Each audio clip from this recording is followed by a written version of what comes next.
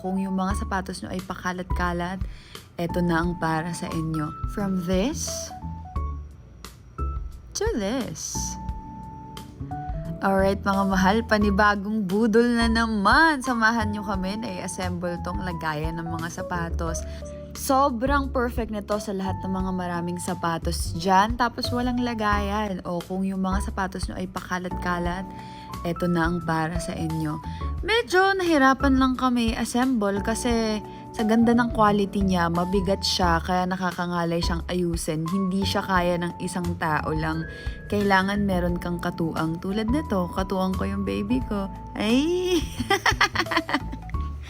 Pero kidding aside, ayan, natapos na namin yung first layer at ito, fast forward, natapos na namin yung tatlo. Naipit pa nga ako dyan kasi ang bigat talaga. Ito, finishing na lang and then yan na siya. 3 layers yan.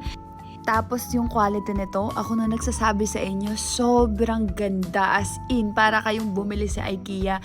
Tapos hindi nila malalaman na 1K plus lang to. Tingnan nyo, from this to this. At saka papakita ko rin sa inyo yung laman. I mean, yung loob. Ba't yung laman?